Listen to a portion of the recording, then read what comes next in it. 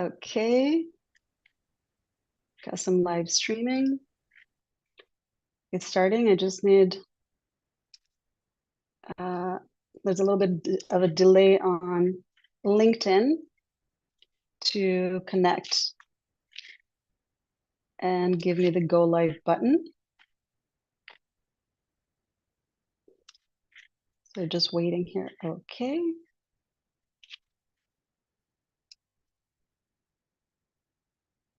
We have the go live button.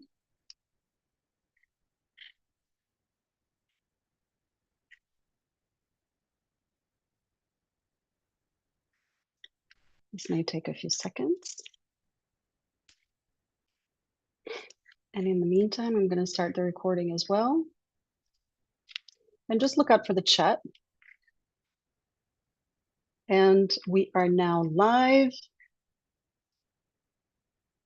on LinkedIn.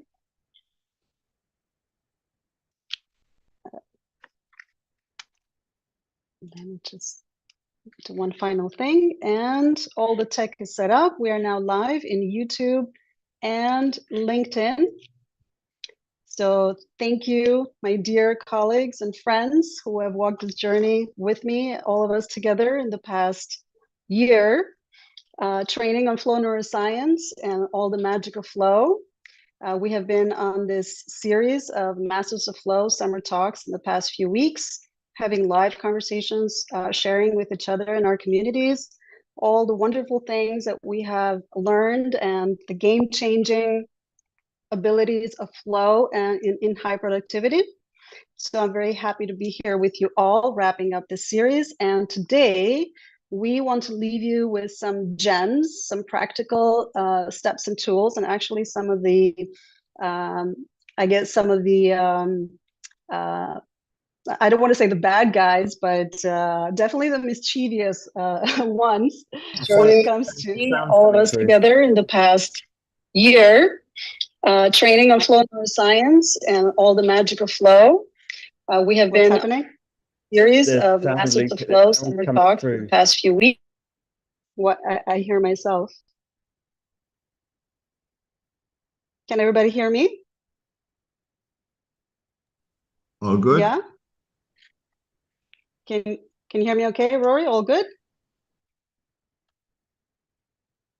All right.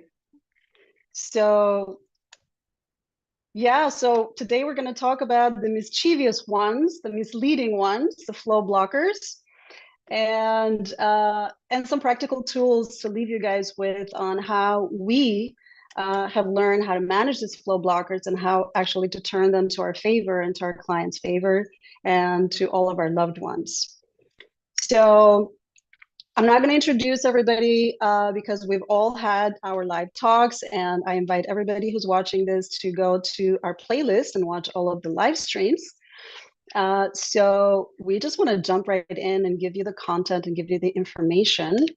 And so we're not going to do a long introduction of each other, but we can start with some of the flow blockers. Maybe I should just say just an overall explanation of what the flow blockers are, right? So we've been talking about flow, and just like there are preconditions, things that actually help us get into flow, there are also the conditions that actually block our flow. So officially, there's been many flow blockers that have been identified. We're just going to touch up on some of them, some of the key ones, some the ones that I guess we have most of our experience with, or benefit that we've seen the most benefits with. But I just want to go over some of the overall blockers that we know that have been studied, and they are basically universal to everyone.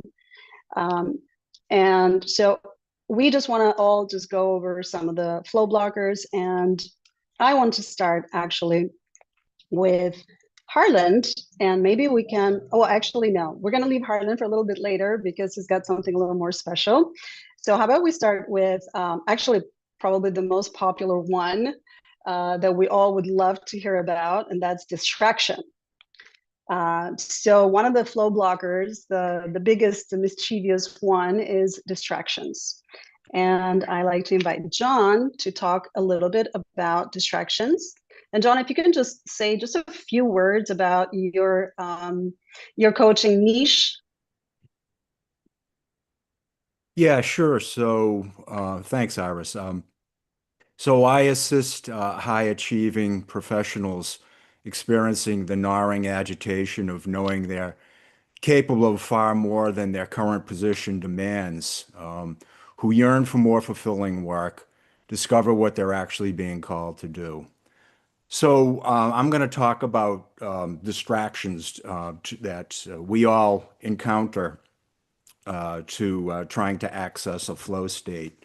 And there are a lot of them. Um, I'll start off by one of the most obvious ones is cognitive overload or context switching. So the state of flow thrives in deep focus, but the modern workplace demands rapid shifting from emails to chats to meetings. And each one of these shifts or switches carries a reentry cost. Studies show that there's anywhere from 15 to 25 minutes to regain the same level of concentration that we had previous to the interruption. So you can appreciate how much time is lost during the course of the day just switching from one task to another.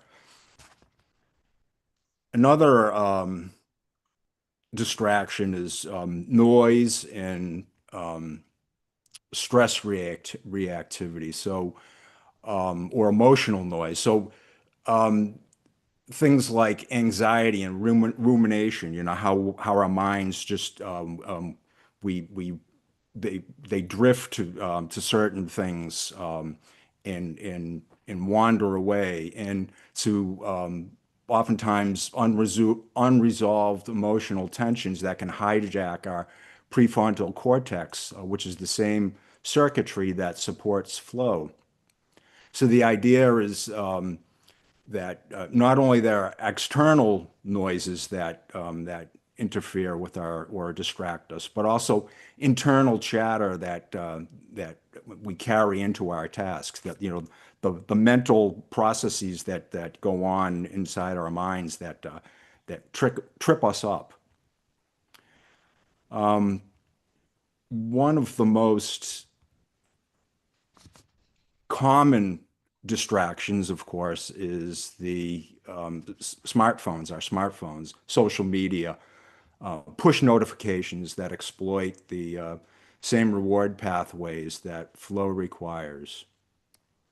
So, and the thing is, it's not just the sounds of the pings and the noises of the notifications, but it's also the anticipation that we experience. There's there's a, the anticipation is a variable reward system that keeps the brain restless and scanning in a scanning state, and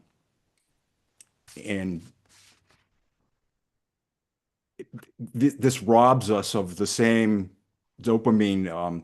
So you can consider it as like dopamine fasting, or dopamine fasting is a solution for it, where we get into periods where we remove our phones from our environment, turn them off is probably best, and check them like periodically throughout the day, like maybe at lunchtime and the end of the day.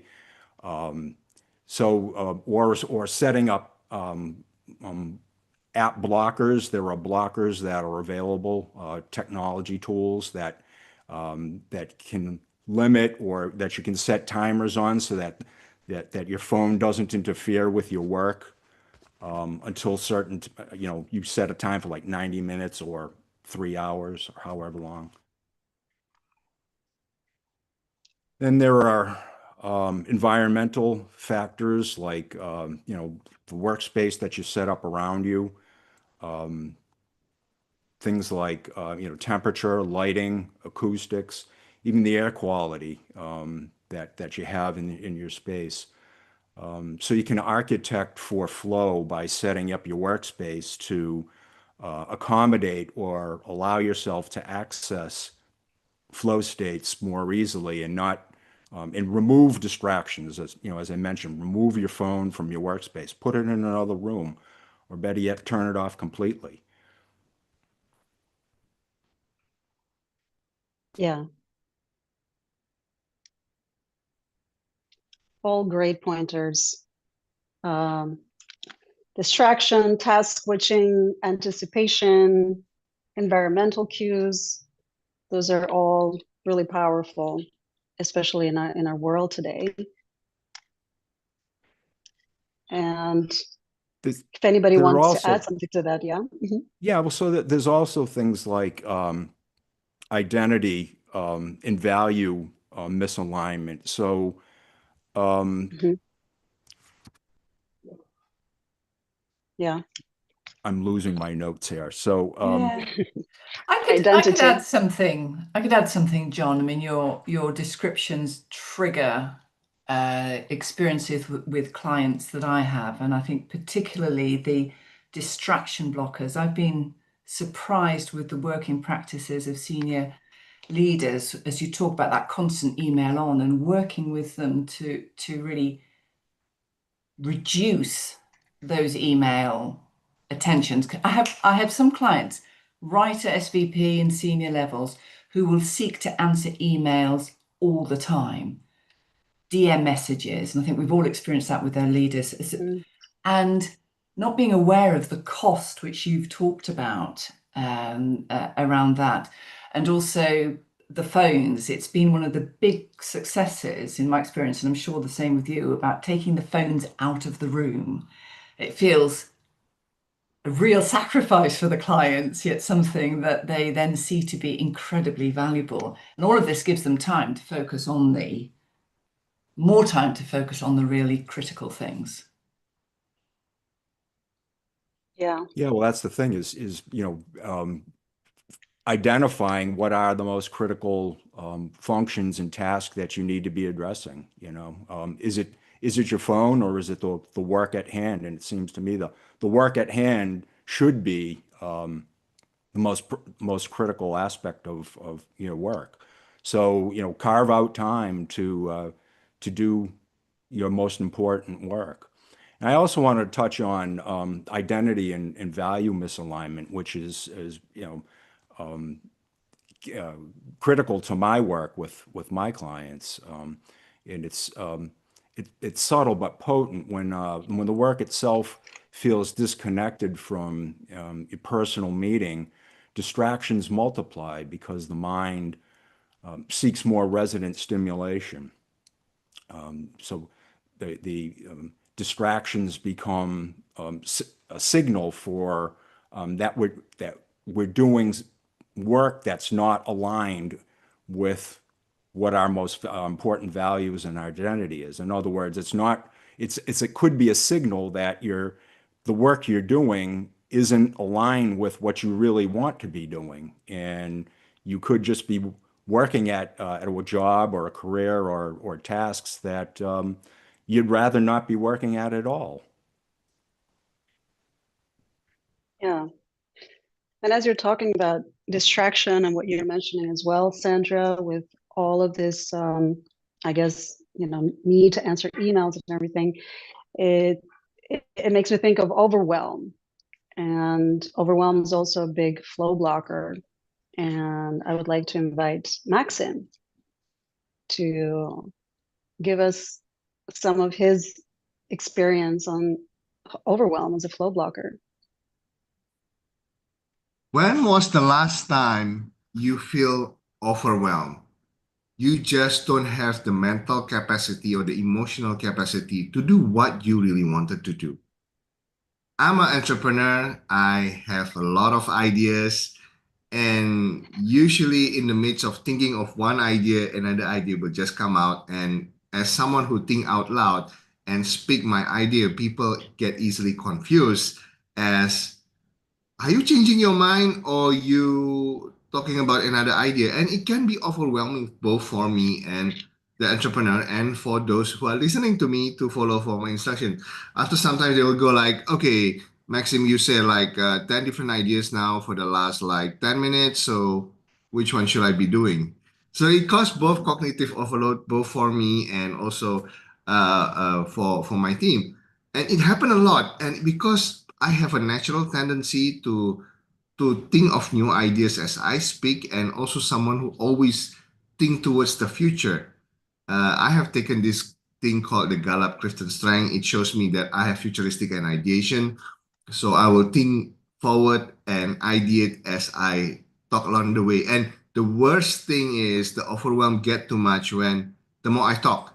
The more I talk, the more I think, the clearer my thinking was, but also the confused people that listen to me, they got confused, like, are you thinking out loud now or are you giving me instruction?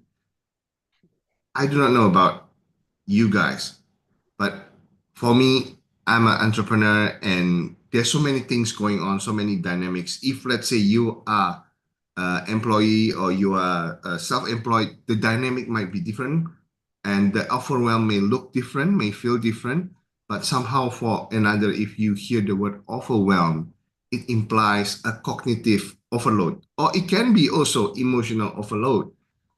So what do we do with this? What are the things that we can do to do it preemptively? So this is also the reason why I learned flow, right? I believe that, I can be free from the slave of overwhelm. I don't want to be overwhelmed by, my own ideas or my own activities, because I always try to do so many things at the same time. So having that belief, and I always look for a solution, then that's why I go and learn this flow trainer accelerator at first. Then of course I met the courses got upgraded into the performance neuroscience coaching. This is where I meet all these wonderful people, and that's also having me going through that transformation journey, learning some of those disciplines of how to get into the state of flow at will. So first thing first, what I learned is really to have the calendar surrender, to be very disciplined with the time. That is level one. But sometimes disciplining with the time is not enough when I don't have the mental or the emotional capacity to be there in the time to do what needs to be done. For example, I had a fight with my dad over family business. It takes so much on the emotional and the mental capacity. Or sometimes my children are sick. I just don't have that mental and emotional capacity to do what needs to be done at work. So that get distracted. So what do I need to do before that? So I make sure that not only I block the time, but I clear the space in my mind, in my heart, to make sure that if let's say I want to do a strategic planning, for the quarter, I really have like that mental clearing, and sometimes I use GPT to help me think out loud and then clear my thoughts, clear my feeling, or I listen to some guided meditation and get it clear. And number two, the things that I've learned to do is really to design the nutrition and also the rest, because and nowadays, if you see me, I've been wearing this Oura ring for the past 4 years. I've been tracking myself for the past 4 years. So sometimes I can attribute why I'm not feeling such good energy in the day when I look at my sleep statistic. I look at my heart rate variability. I look at, my sleep quality. And I have tried so many different things to make sure I really have that at least, 1.5 to 2 hours of deep sleep, including spending $1,000 on my bedroom, on my bed sheet, the blanket that I use, the pillow, the bolster, to make sure that I really have a good sleep. And other than that, make sure that I have my proper nutrition. I used to have like this. I know some of you Oreo fans out there. Over the weekend, sometimes I'll go on a cheat day. I'll have a packet of Oreo with milk, which is like very high in sugar. So I get sick very often. Like, of course, this is one of these days I got sick very often.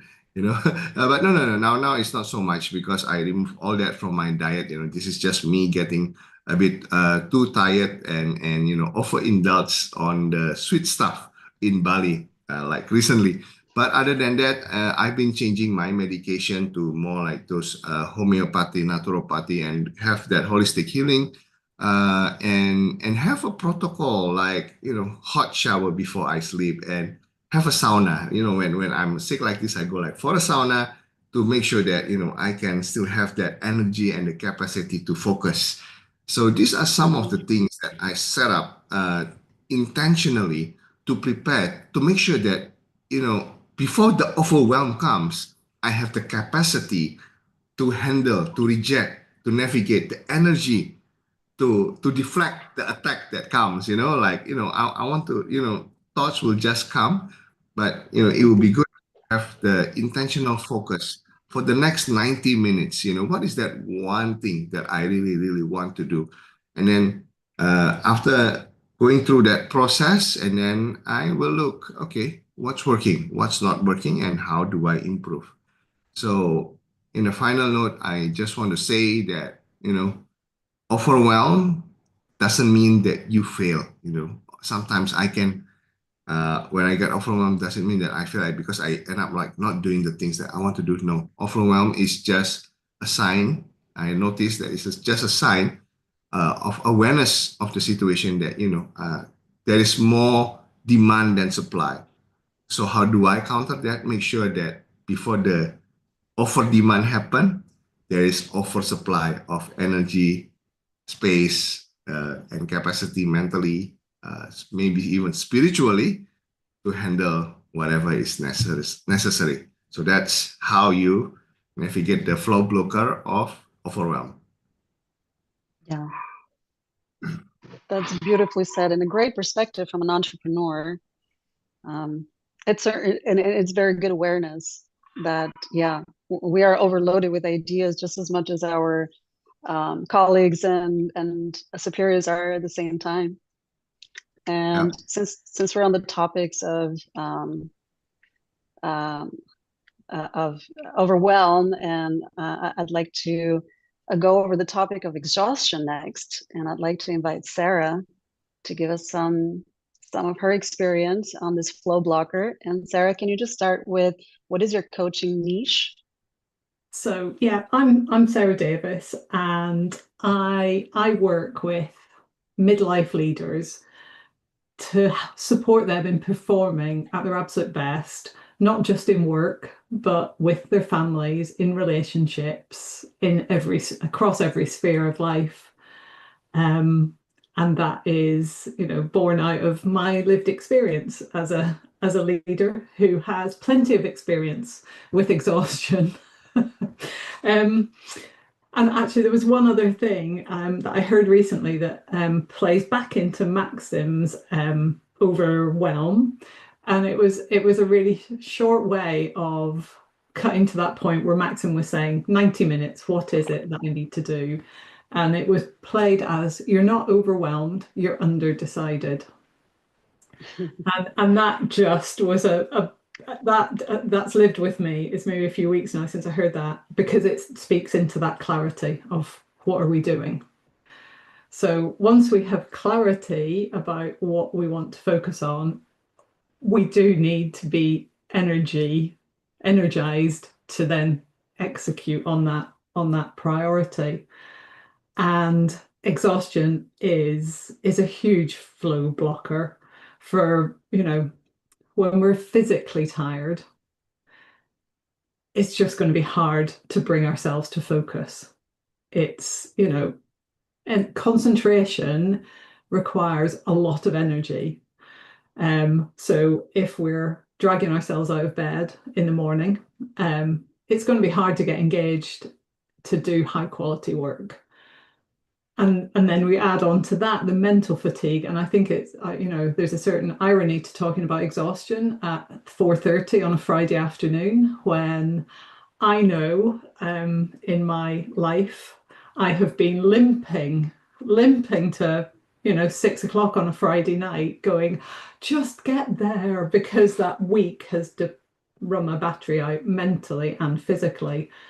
So that, we've talked around cognitive overload. Well, that is amplified by exhaustion. It's just, we have all experienced when we're tired, it's really hard to make decisions, which then will lead us into overwhelm. And it's really hard to concentrate to do quality work. It's, yeah, Friday afternoon was definitely admin if I could manage that at all. Then there's, you know, what else does exhaustion not help with? It can often lead us into states of higher anxiety, amplifying stress.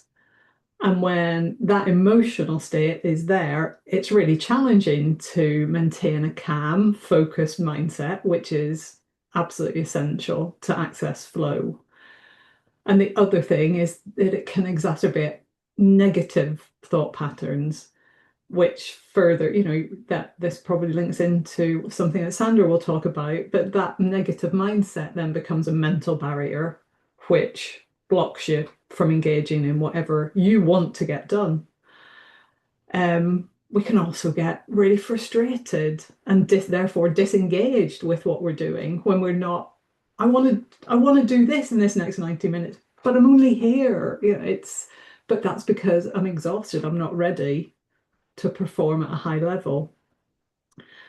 And, you know, there's, you know, the list goes on, you know, our cognitive load that John was talking about, exhaustion reduces the amount of brain power that we have available, which makes it more difficult to process information and respond to those challenges effectively, which makes it easier to become distracted. Oh, I'll just, you know, what's that over there that needs tidying? Or, oh, that email is pinged. Maybe that will be something that I can, you know, get done. But that all pulls us farther away from that focused state that we need to be able to access flow state. So there's a lot of, you know, links between, you know, exhaustion erodes our motivation and puts us in a negative mindset. It can put us into overwhelm faster than, you know, than we normally would, and it can lead us down the path to distraction in whatever way that takes really easily. And yet the solve for exhaustion is very unsexy, and it speaks back to something that Maxim was talking about. It's recovery, of which sleep is like the foundation of our recovery practice. If we're not hitting, you know, that 7-8 hours a night that is so well researched, we're going to find it hard to re-energize ourselves day after day. And I had a conversation with a client recently who was in a difficult situation at work, and I checked in on a Friday evening and just said, "Where's your battery? What charge has your battery?" And it was like, oh, 18%. And so you're like, oh, I felt that for them, and then go, how do you get yourself back to even 72% by Monday? And then you're in that constant cycle. So sleep has to be our foundation. But then there's also so many other easily accessible practices that we can do every day. You know, we all have a pair of lungs and a nose, so we can use breath work to calm ourselves, to energize ourselves. If we're working with our breath and we take a longer inhale than an exhale, that will energize us.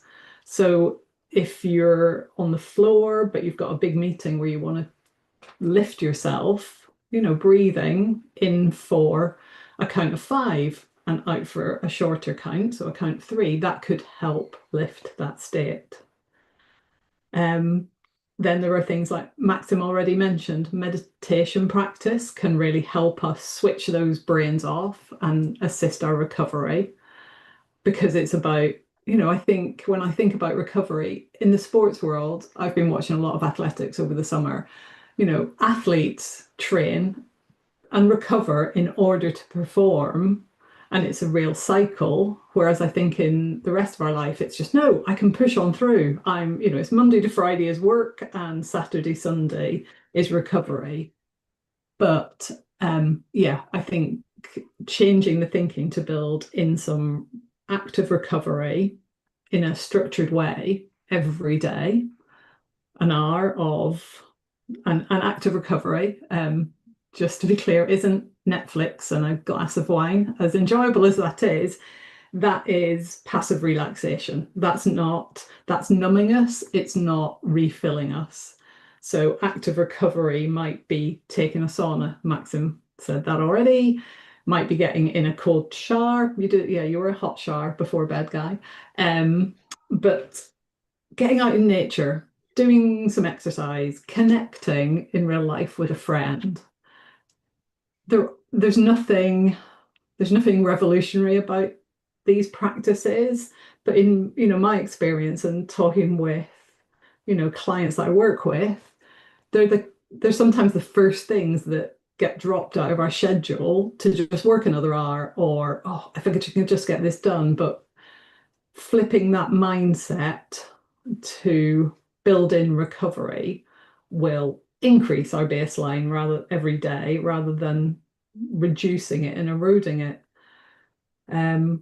So yeah, and I have seen the active recovery with some of my clients. They're like, oh my gosh, instead of slumping on the sofa when I get in, I'm going for a walk with my dog and my youngest son, and I actually feel better for doing more exercise. I didn't think that was gonna, it's counterintuitive to some of us. I just need to sit down.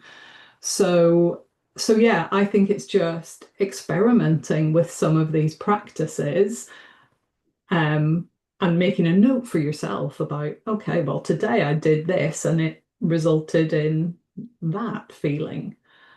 Because I think we're capable of controlling things that I think we've forgotten we are, and just taking a bit of that control back is a huge positive impact in our ability to access flow, to get more of those really meaningful things done.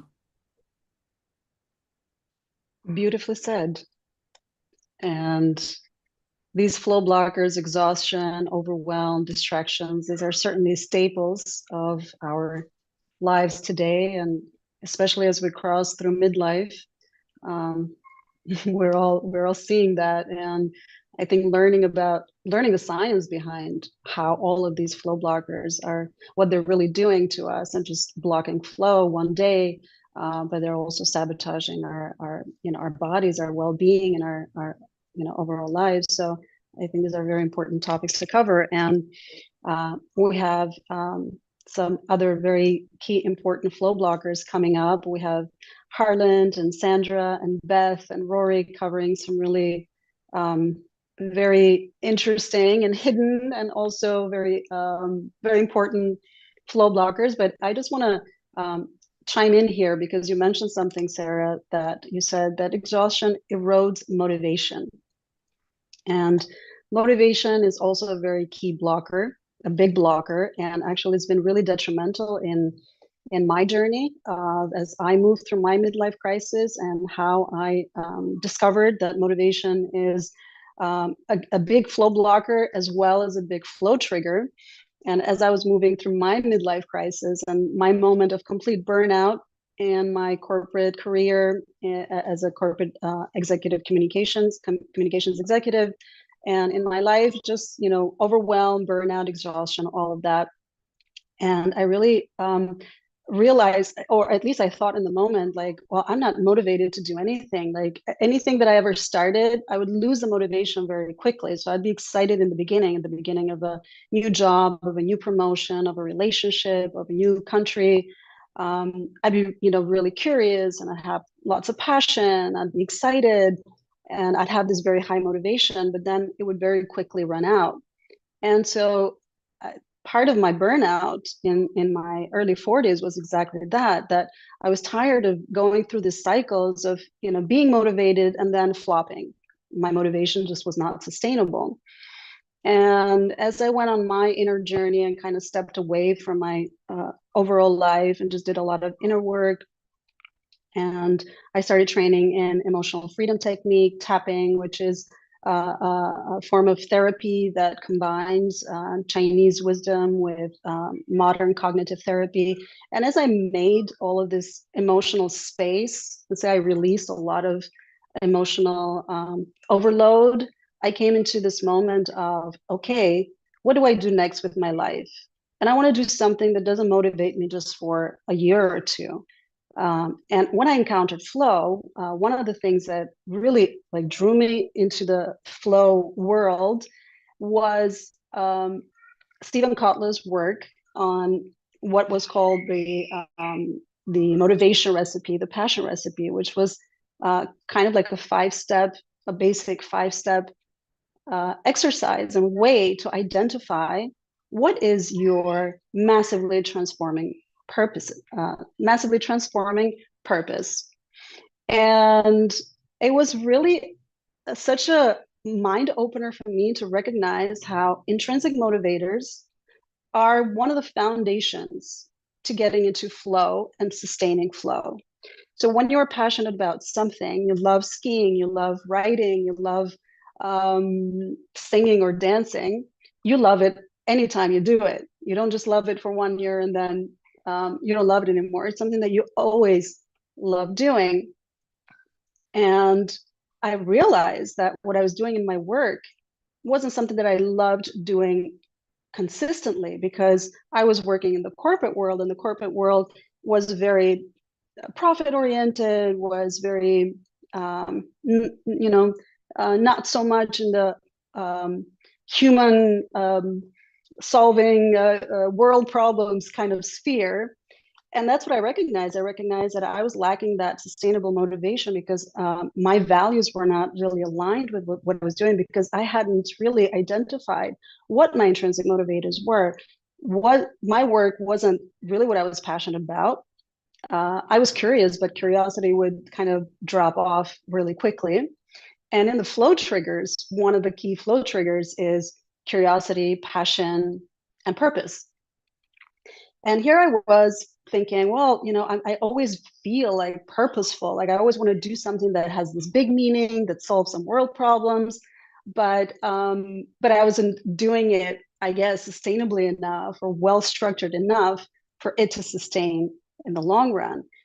And so then I realized that, okay, well, maybe I wasn't a communications expert, because communications is something that is intrinsic and natural to me, but what I was communicating on wasn't really what I was deeply, let's say, passionate about.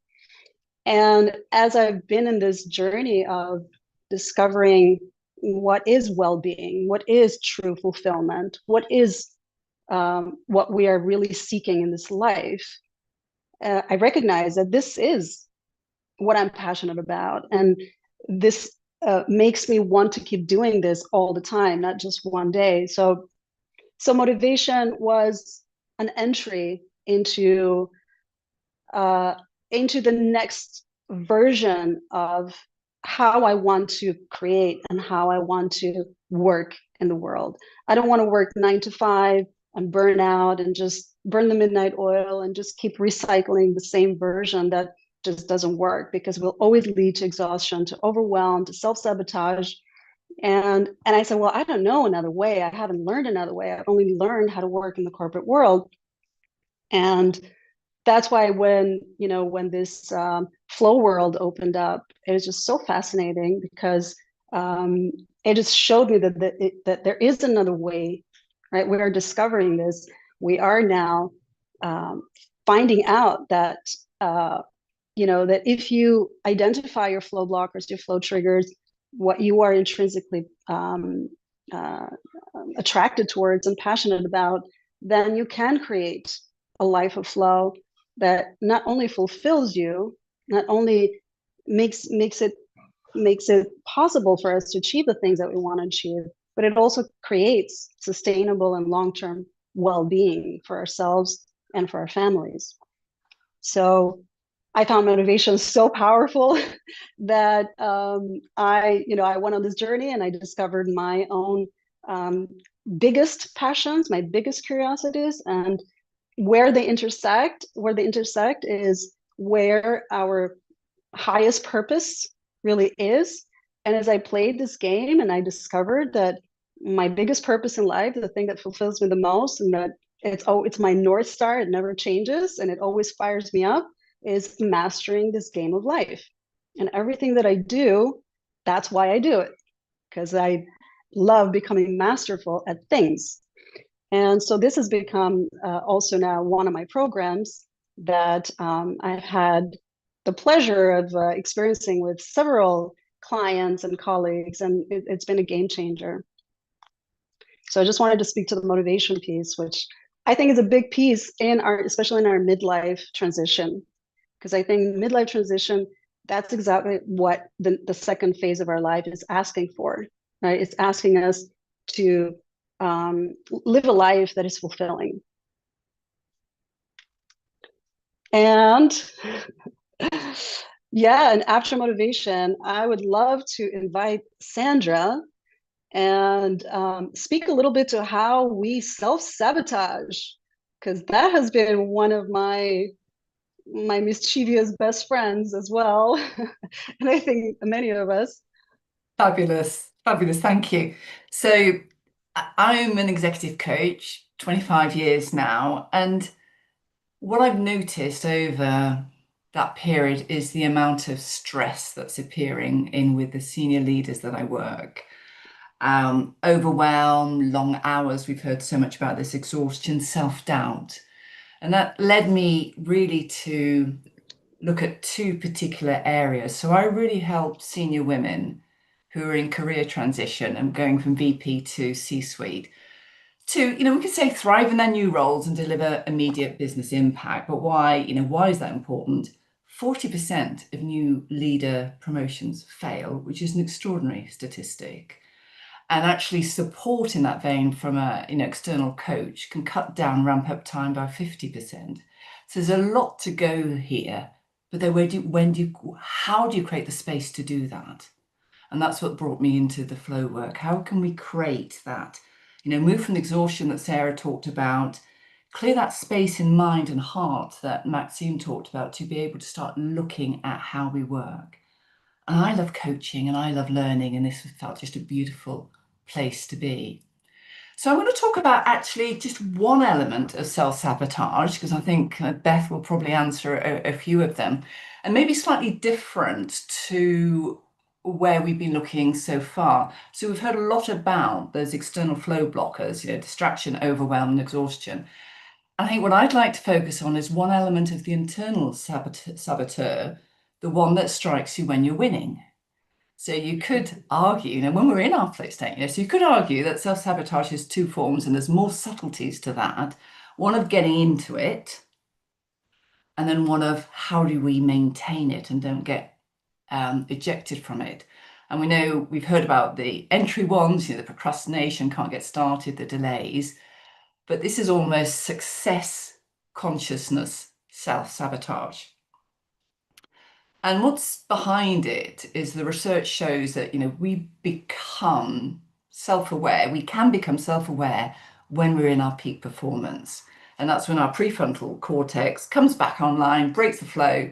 And it's that sort of difference between I can't get started to I was crushing it and then I lost momentum. And it's that transition point. Many of us get the microflow. I get the microflow, that good work session feeling. But it's that macro flow, that sustained performance over hours. I'm learning, I get into flow, I'm learning to manage distractions, I'm learning to keep the stimulations low, but I do pop out every now and then, and that's when my ego comes in and it says, wow, this is going great. Now I can go and do something else. So it's really that, how do we hold that? And it's a bit like a cyclist, you're cycling along behind someone else, let's say, okay, a road cyclist, serious cycling. But then you think, oh, I'm going to pull out in front of this guy that I'm kind of sitting behind because I want to know how fast I can cycle. And that's when that measurement action is what kind of breaks the flow and increases the efforts. So the science is that, the flow requires a brain state where self-consciousness quiets down. We all know this. And that decreased activity in the prefrontal cortex, that's the one that handles our kind of inner awareness, our inner criticism. Yet our brains and the leaders that we work with, our brains are trained to be in control. And we've been in rewarded our whole lives for being consciously competent. So it's almost like that very success consciousness that got us there becomes the barrier from going deeper. So what happens? What can we do when we've managed so many of the parameters that we've talked about so far, and we're in flow, and then we find ourselves being pulled out? And it's, you know, one thing that Sarah specifically spoke about, and it's breathing. And to be honest, I wouldn't have spoken about breathing that much in my coaching. It wasn't really necessarily over the years that people have been open to, but they're much more now. And so, you know, Sarah, you spoke about a particular practice. I mean, one of the great ones for when you find yourself being pulled out of flow, you know, is that 3-2-10 breath. You know, 3 seconds in through your nose, 2-second hold without constricting your throat, and then that 10 seconds slow release through your mouth. And 3 rounds of that can regulate your nervous system, and that kind of signals to your ego, we're staying here. And so the element I want to talk about, you know, there's a lot of talk, really important talk on starting flow, and this is actually about sustaining it. So the question moving from not how do I get into it, but how do I stay there when my ego wants to take almost like that victory lap. So if there's 3 things that I'd like to, you know, for the listeners to take away. First, self-sabotage can happen during success, not just before it. Secondly, surrendering. For some reason, I find surrender hard to say, but surrendering is your gateway to peak performance. It's about letting go of control in order to gain that impact. And so recognizing, the third point, recognizing what's happening, regulating through the breath, that equals the flow recovery. So it's a small element of self-sabotage that I wanted to talk about, and a little bit different to the opposite of some of the blockers that we've been talking to. And I don't know if anyone wants to say anything in relation to that, anything else to add? I love the idea of what you've spoken to there, that we self-sabotage when we're winning, because I think it's a lot of how self-sabotage is perceived is in preventing you getting started. So that is, I find that really valuable, Sandra, and I think people listening in as well. And, you know, can we form the breath work and talking about nervous system more in that, you know, 2 years ago in my old role, if you'd talked to me about nervous system regulation, I would have gone, oof, that's some kind of, I don't know, that doesn't apply to me. Out there. Yeah, a bit woo. And yet, the more I have learned, the more we all need to learn about how we can, because it's again, it's within us. We can do things to control it, and we can make different choices to support ourselves. So yeah, I'm definitely at the front of the bus for widening that conversation, because it's really powerful for people to realize. Yeah. So thank you. Yeah, very, very relatable. And I think we can all resonate to that level of burnout. It's probably one of the biggest culprits of high performers and high achievers, for sure. And before I give the word to Harland and to Beth, who have also some very interesting and all-encompassing flow blockers to talk about, I'd like to invite Rory really quickly just to bring in one last piece on the individual parts of the flow blockers, and talk a little bit about burnout as a flow blocker. Thanks, Iris. It's been a pleasure. It's a pleasure to hear everyone speaking into these different topics and how they are seeing all the jigsaw pieces coming together as well around it all. Yeah, I loved what Sarah mentioned just then about the not realizing until you realize all the pieces of the puzzle, the overwhelm leading into exhaustion potentially, and then without realizing what's going on, I can't function at all. I've been through that process in my own journey, very psychologically in my early 20s, and it's certainly something I just got to a point where I just didn't know what was going on. I had this vague thread that I knew it wasn't real what I was thinking, and I got into a loop of complete paranoia, and because of not knowing what was happening, what had happened at that point, and it was because I didn't know how to reach out or speak, or I didn't feel like I knew how to speak my emotions and things like that too. So it was all down to not practicing communication verbally as well. So there's a whole lot of, as an extreme example of burnout, but also it's not to really be banded about too much, because it really is not a useful thing to to get into. But sometimes we just learn because we find out, like say they're not realizing until we do realize. Then it's like, okay, right, how do I get back out of this hole? And so there's the idea around the self-sabotage, the overwhelm, and this idea of compounding affects the spiral, and how maybe one blocker is a great opportunity to block more, and then block more, and then block more, and then block more. And so it's noticing these patterns is so important. And there's the idea of the physiology part that I started to study around as well, the physiology of the body, rather than, because a lot of the time we go, okay, overwhelm, I know what that is now, and I know what this is, and I know what that is, and they're all labels of concepts, but what's actually going on in our bodies as well, it could be actual physical tensions, blockages, whatever you want to call it, energy, muscle tension, tone protecting systems. And it's that mind-body connection thing that connects to it all. So that's much more apparent now, a lot more apparent coming out of the pandemic, when everyone had to really, really, really focus on what was going on in that situation, feeling, dealing with their isolation of themselves, suddenly being isolated with the relationships they had around them, and all that stuff that was going on. And it's really, mental health is kind of something that can be talked about now, which is a great thing. I think that's a gift that's come from it, at least, around that whole experience.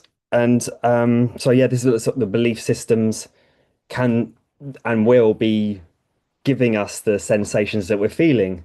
So that physiological thing that's happening, the belief systems about what's happening, and then the physical sensations that we have, the pain or the exhaustion, the overwhelm that we label it as, is all part of what we believe is going on too. So it's really difficult to just go, okay, yeah, I'll just stop that. I'll just stop doing that, and I'll just stop doing that. And if that inertia of that belief is there, so it's like how to really look at it from a belief system thing is one of the key pieces, I think, to coming back round to, like, how do we change up? How do I, regardless of what's actually happening, if I can change my belief about it in some way, shape, or form, then I've got more of a chance of feeling a bit better, even if, so someone with a particular chronic health condition can still enjoy their life, and they could be the happiest person in the world compared to someone that doesn't know what's happening and being undiagnosed with anything. So it's all about individualization on that, and to really recognize and check in about burnout. And I do think it's really important to think about it that way, to go, what am I happy with my situation, my life, my work, and all those kind of things too. So when we band around burnout, just be kind to someone that's saying that, because if that's just coming up in the surface, what is that? What is it? Could be massive underneath, and if they don't even know. So yeah, that's what's come up for me. Yeah, thank you, Rory, for bringing that very important perspective to burnout. But it's not just, overworking. It's really trying to fit into a world. It's trying to put us all into cookie cutters, like an assembly line. And burnout is all encompassing for sure. And now that we've heard quite a lot on, and we've weaved really nicely, because all of these flow blockers are so interconnected with each other. And now we've seen how they work on an individual level. We're going to talk about how they work on a group level. And after Harland gives us his experience and overview of the group flow blockers, and then Beth is going to bring everything together into a very nice way of the mechanics of how do we release all of these blocks. So Harland, I'd like to invite you to share your part, and just start by saying, what is your expertise and your niche in your work? My expertise is people. That's the work I've been doing for the last 50 years, is just people. Life is about relationships, as I see it. Very important, the work that we do with people individually to help them if they want to get into flow, which is all of us here and others that we know, and what's blocking them and helping them remove those blocks and move back into it. I love that piece Sandra had there of even our success can lead to a block. There are lots of them. I was sitting in just a small cafe recently. There are 3 musicians, one on drum, one on a lead guitar, one was a bass, and they were playing jazz. And they were in flow with each other. And yet I've watched, other groups where they don't. What allowed them to get into flow? What blocks others in groups to get into flow? That jazz trio there. One of the things that blocks flow, as I see it, is you don't feel safe in the group. This isn't a space where I can be me, where I can say what I need to say. Now, that would be true in our one-on-one coaching with folks here. I would guess for each of us is if we don't create that safe space, then flow's not going to happen in our coaching conversations with them either. So having safety or a lack of it, feeling judged, uncomfortable if I say something, somebody's going to jump on me, then that will block a group of people from flow. For example, if that bass guitarist there didn't feel safe, maybe hitting a wrong note every once in a while, he wouldn't keep playing. But he felt safe with the other 2 because they had built that space that they could enjoy being who they were and what they were playing.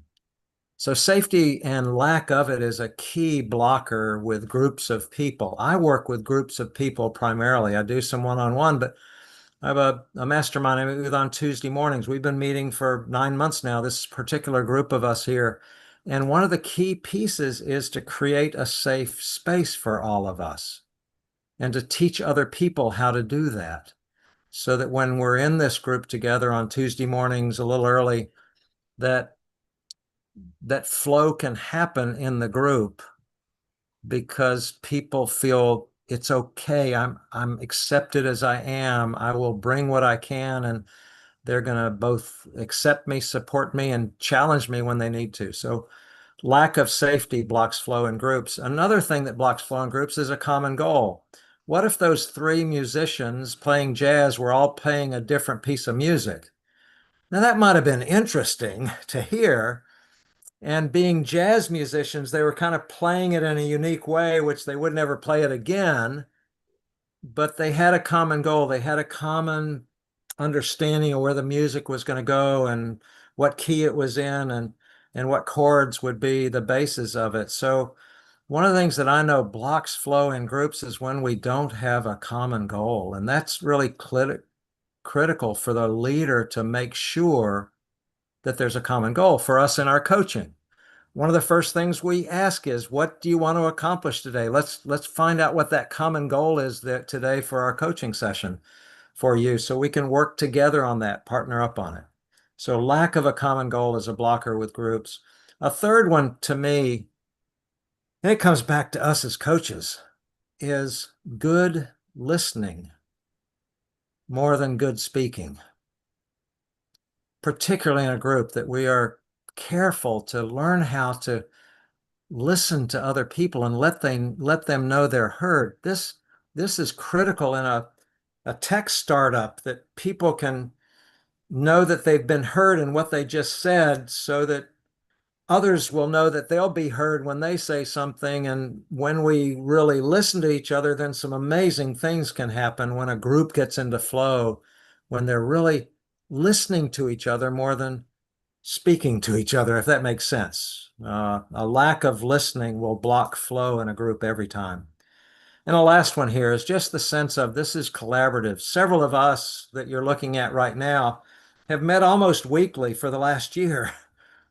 And it's a collaborative effort, and we adjust to each other, and we accept the uniquenesses of each of us. And there's not one person that's dominating the conversation. It's all of us count. There's a collaboration. We count on each other. We value each other.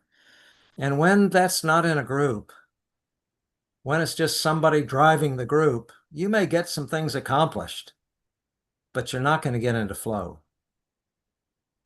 So those are 4 things, Iris, that I learned from my work with people, because life is about relationships. Good to be working one-on-one with people or just on ourselves, but we're in these relationships with others, in our families, in our work teams, in our communities, wherever we might be. And to understand what the blockers are for good flow in those groups is important as well. There's been some good research on this. 𝗪𝗪𝗪 has written a bit on it. Another author out there is a guy named Keith Sawyer, who wrote a book on, can't remember the book is, it's earlier in the century, but just taking what the flow research is taken and using it with groups. So there's some good research out there now. He's at University of North Carolina, psychologist, educator. So there's good work out there. There are blockers individually. We've identified a number of them: distractions, overwhelm, so many of the things that will block us, but they also, those and others, block us when we're in a group together. I hope that's helpful.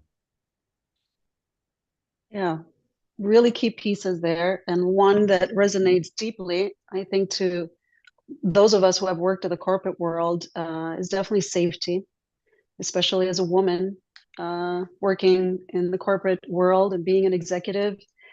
I just didn't really recognize or allow myself to recognize that there was a lot of fear underneath until I did all of my own inner and emotional work and realized that a big piece of my burnout was that I didn't feel safe in a corporate environment where there's a lot of fear going on. So there's more power games and actual, teamwork. Yeah. And so that was a big piece for me as a woman to recognize that I didn't recognize, and I wasn't working on that, and I wouldn't allow myself to see myself as afraid. And I was, always trying to become more and more manly so I could show more and more, courage in the work environment. But that was really eating me up inside. And clearly, there was no group flow in the corporate world in general. There's a lot of burnout going on. So I think that's a big piece that speaks to a lot of us, and it's an important one in safety. And perfect moment to talk about some mechanics of how do we release all of these crazy blockers all around us. So I'd like to invite Beth and just tell us really quickly, what is your niche and expertise, Beth? Hi, I'm so privileged to be here. Thank you for including me, Iris, and Rory for setting this up. I don't know any of you. I don't think really directly.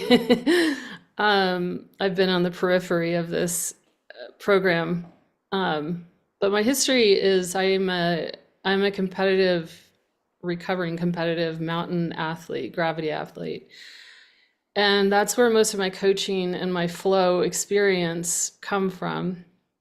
I'm also a creative, meaning I work in the arts at different levels, meaning professionally and non-professionally, exploring sort of how that serves to reignite flow, and sort of remove some of these blocks. But what I'm going to talk about today, and I am in the corporate world in real estate as well. So I'm finding that I came here to learn how to reinterpret the flow that I've known since I was 5 from athletics and my creative experiences into a work environment, into even a corporate. So I'm in that interface, and I use it as a communication tool because I've coached since I was 13 in athletics. I'm not coaching right now. I'm using this as a tool to reinterpret the world, essentially. So I'm going to talk about the logistics and practices of moving through flow blockers. In honor and recognition of autumn equinox at this time of year, I think letting go is a really appropriate discussion. It's an opportunity to communally recognize unnecessary burdens that we're carrying, damaging practices that we may be persisting with, and integrate the new. Historically, for thousands of years, we've had communal opportunities to fast, to experience communal rituals. Like you've talked about, Harlan, this group setting isn't some anomaly or some kind of concept. It's something that we come from.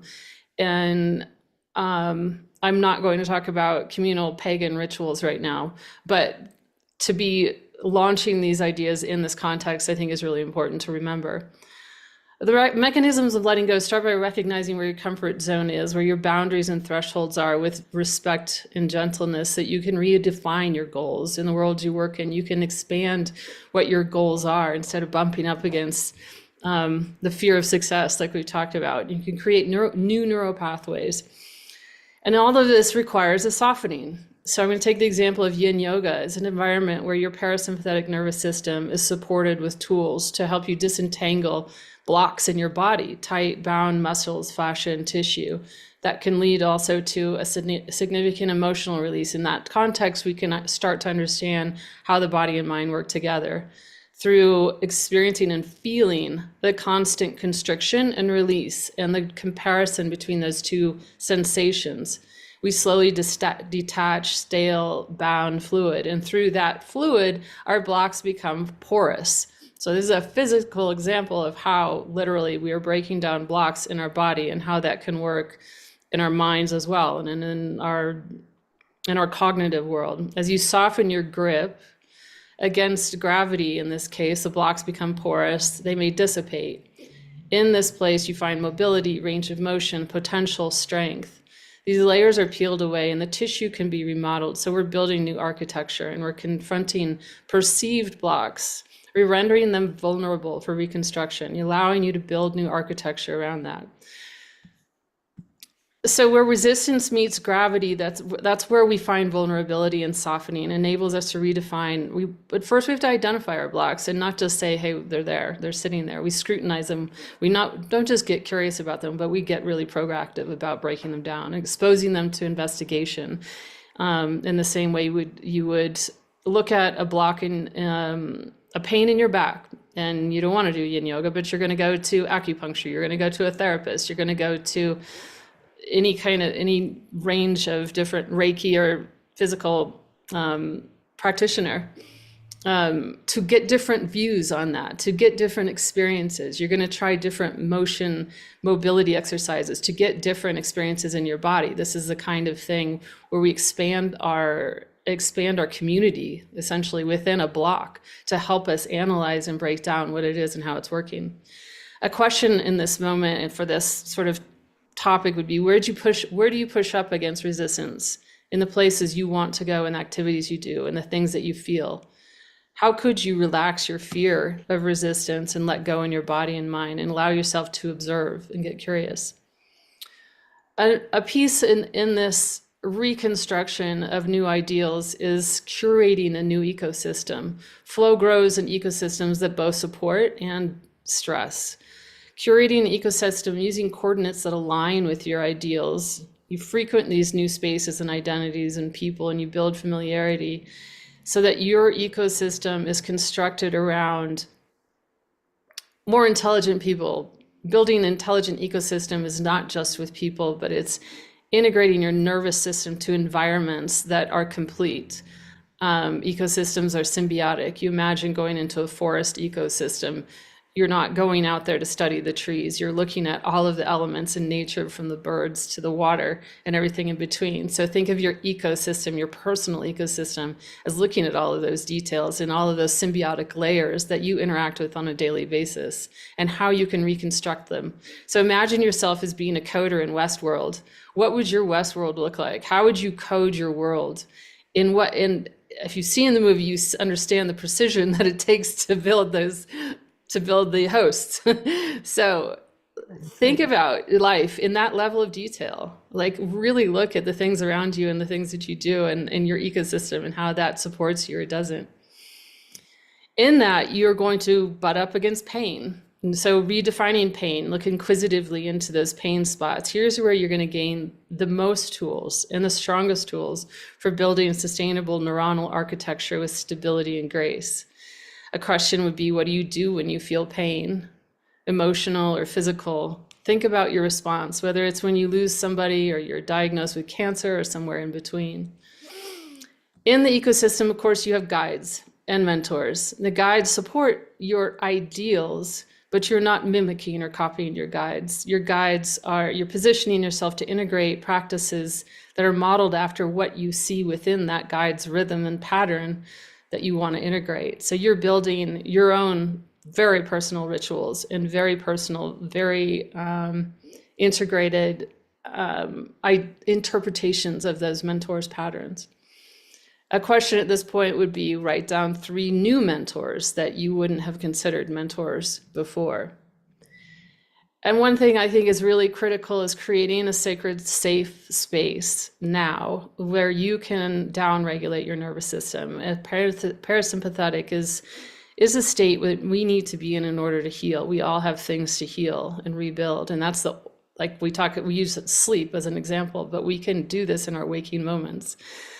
Through hypnosis and through just creating a safe space. That might be in your closet. I used to work with women who were recently incarcerated and have multiple co-occurring mental health issues. And while they didn't have their own spaces, I would still ask them to find that. And they got very creative. One found space under a bush outside in front of her house, and it became her sanctuary and literally the only place she felt safe in this world.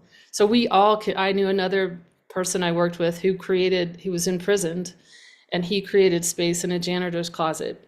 He would illegally sneak in there and meditate and became a very hardcore Buddhist practitioner through revisiting sacred space. It's a space that exemplifies where you are right now.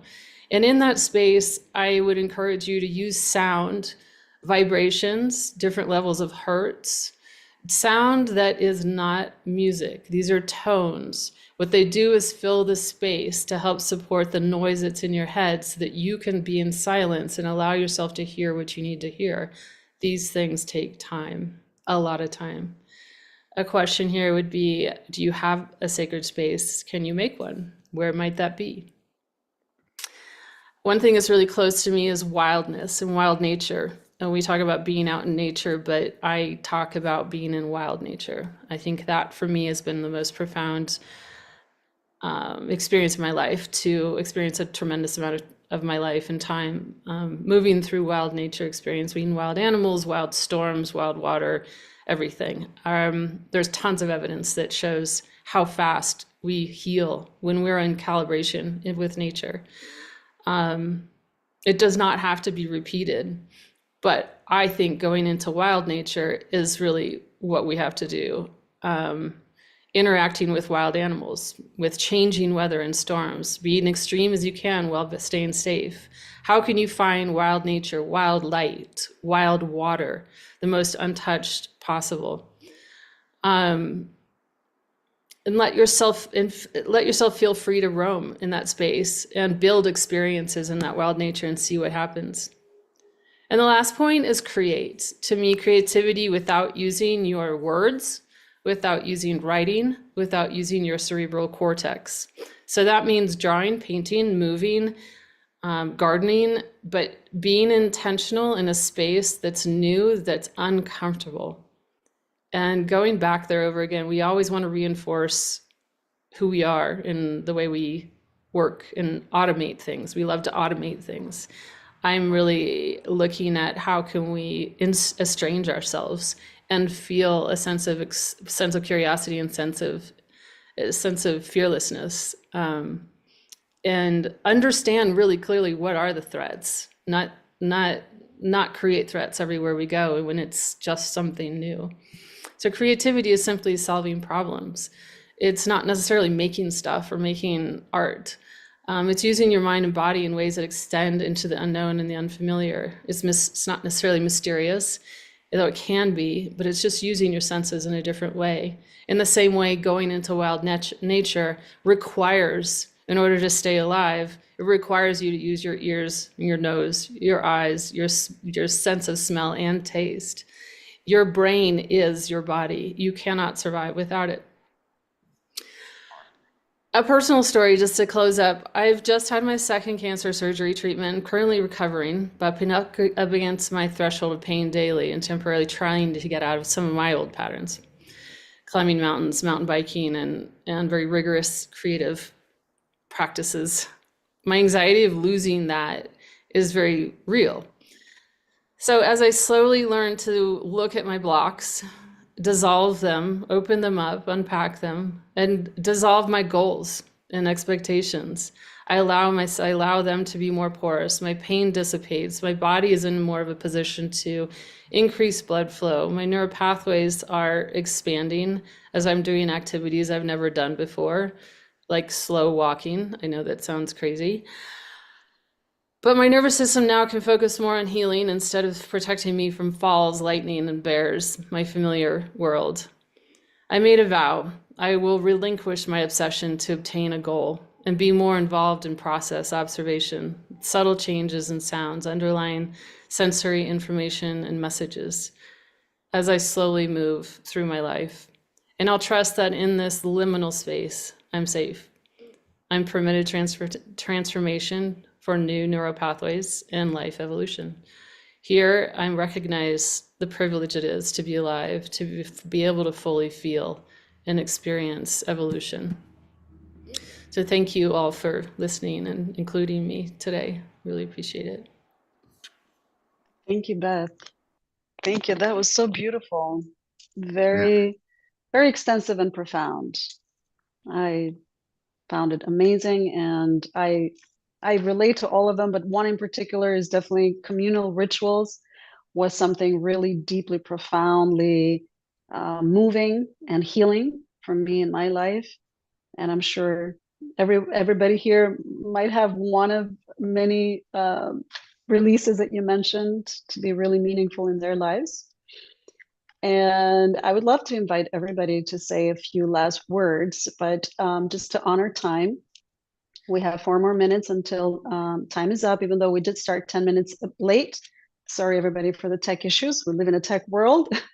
So to honor everybody's time, if anybody has to leave, feel free to do so. And if everybody is okay to stay a little bit longer, we can extend another 5-10 minutes just to have a few more words and thoughts and shares and solutions that you'd like to offer to every flow blocker that we spoke to.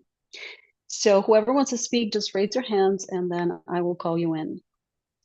All right, let's start with Harland and then we'll go with Maxime. And you can also raise your virtual hands, everybody else. Sure. Beth, thank you. Creative. Got me thinking. New ways of approaching things that are blocking me. I love it. I'm not sure I'm going to go out and play with bears, but Wild, to go a little wilder than I've gone is one of the things I heard from you. Thank you. Appreciate you. Okay, Well, Maxime. thank you everybody for contributing to this. We are literally in the flow and playing jazz. To start, I mean, it may be overwhelming and confusing if we hear all this. Where do we start? I think if I were to answer that question, is start with self-awareness, and in the positive psychology of flow, is to know yourself from the strength point of view. There are tools like 𝘍𝘭𝘰 and 𝗀𝘀𝘀, which you can take to know where you at, how you operate as a person, your natural talent, your natural way of thinking, feeling, and behaving. So start from there. Like for me, the breakthrough was when I know I'm a ideation and futuristic generator. That was the root cause of my all overwhelm. So get started from that self-awareness. Beautifully said. It all starts with that. John? Yeah, I just wanted to introduce the concept of neuroplasticity in all this. So, we talked about distractions and ways of self-sabotaging ourselves and blocking ourselves from the states of flow. So our brains are literally they're literally rewired based on our attention patterns. So if we're going to allow ourselves to be chronically distracted, it creates neural pathways that make sustained attention increasingly difficult. But it also means that focused attention can be retrained through deliberate practice. So, in other words, there's a terrific quote by James Clear, the author of Atomic Habits, who said, "The life we purchase is paid for by where we spend our attention," and that's so true when you think about it. If you're allowing yourself to become distracted and doom scrolling on your smartphone, that's the quality of life that you're going to have. Versus if you make a concerted effort and intentionally direct your attention to focusing on the work that matters to you and the work that's most important in your life, the chances that you're going to create a high quality life for yourself dramatically improve. So I just wanted to close on that thought, that notion. Beautifully said. Sarah? John, thank you. You have just sparked a thought in my head, which is another quote that Mary Oliver, the poet, I'm a huge fan. And in one of her poems, she has a line saying, "Attention is the beginning of devotion."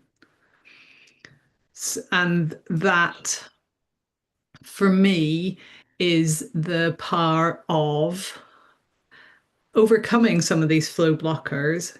Pick one thing, get a better night's sleep, make it dark, make it quiet, because our attention allows us to express the things and make an impact on the things that we are devoted to. Yeah, that's all I want to say. Thank you, Sarah. And Rory? Oh, I've loved this. I've loved this. I just one thing that's coming up for me that we didn't get to talk about around the mindset piece. So I would really briefly also say that around how to manage the mind in so many ways. Obviously, yeah, through the attention is the key in the ignition in a lot of ways. I just wanted to share a really brief way that I put together around understanding or remembering through the coaching helped me to and leadership trainings was to help me to understand what my values were on a deep level. And so when we get to present to our values, when we are present to a value, when we have an attention on any value, we can't feel necessarily blocked unless we're focusing on that and we want to be doing something else. But the point being is that there was I've changed a lot of habits and had a lot of social anxiety, and I stopped drinking, and I still wanted to go out and be around other people that were drinking. So one of the blockers would have been, I'm just not going to go out, and then that would actually mean that I'm more isolating and against my values, which is connection with people. But what I know to be a drive is to be around people that could potentially be drinking alcohol. So I get to learn how to do that. So I pulled together like a card system, and I had over eight different highest value cards, and I can pull a card, and it's this one says contribution written on it, and this one's in green to provide contribution, to share, or give or put out contribution, which again I can then relate back to like helping moderate this group. I've helped to contribute to this group by helping to moderate it, and so it always comes back to I can make a meaning from that and then feel in alignment with my true values. Then I can immediately get, it's almost like going from blocking into triggering something. So it's that circle of from block to trigger. So I just wanted to share that as well, because I really found it quite important. Thank you. Very important piece, beautifully said. And Sandra? Yeah, thank you. I mean, it's beautiful. One of my values, Rory, which appeared unexpectedly a few years ago, was actually community. And I find myself being in lots of beautiful communities, and, you know, that sharing and learning from each of us, even as we're here, that, you know, there are takeaways that I've had from everyone's contributions. I think from the program, the Flow program that we were all on, the biggest one I think that I've taken away is recovery, and that's the investment in my own recovery. I thought I was good, but I actually realized there's so much more that can be done, and to really make time for that. And that, you know, and Beth, that connects me to the things that you were talking about, you know, the slowing down, the rediscovery, the breathing. I've been through my own, well, I am going through my own kind of health challenges, and the notion that I can work through some of this with breath is really, on the one hand, my logical brain says, what? You know, on the other side, my being says yes. And it is that learning new habits, new ways of being. So recovery would be one of my offer, the investment in looking after ourselves in a very active way. And I use that a lot with my clients, but also a deep thanks for having the opportunity to be here with everyone and learning different insights to take away and share. Yes, it's very enriching to be in group flow, which we have certainly been here. And I just want to say one piece when it comes to flow blockers and the motivation piece that was really powerful for me, is that the way I've come to look at blockers are like challenges and opportunities for expansion, for our next level of growth. And I've come to see my journey and my life and all of our lives on some level as the heroine's journey. And because I love playing games, and I love challenges, and I love learning, and I love becoming good at things, I just kind of shifted into this understanding that we are in the hero's journey. We are the hero of our own journey.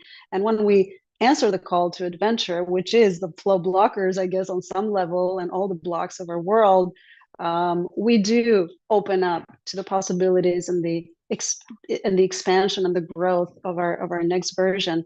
And for me, in my heroine's journey, the call to adventure was really like the major blocker was really like my emotional intelligence level. And as I worked through that, then the next piece, the catalyzer, was getting clear on my intrinsic motivator, finding my massively transformative purpose, was just catalyzed me into this level of clarity to be able to set myself up for the next level of who I want to become and take this journey and this training and be part of this great process of growth with all of you. And so I'd like to thank everyone for joining the series and for being part of this community. And anybody who's going to be watching this on repeat or live, I invite everybody to check out all of our live conversations and the YouTube playlist that we have compiled.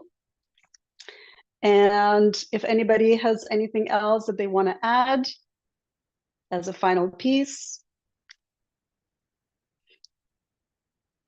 All right. Then I would just like to say thank you. You have all enriched this experience, not of flow, blockers, and all of the topics that we have covered here, but the experience of really expanding and understanding how community can really be a powerful catalyzer for ourselves and our communities as well. So thank you, all of you guys. Thank you. Yay, keep scaling our flow. See you in our next collaborative projects. Looking forward. Bye-bye now. Likewise. Good to see everybody. Take care, Bye. folks. Bye. Thank you.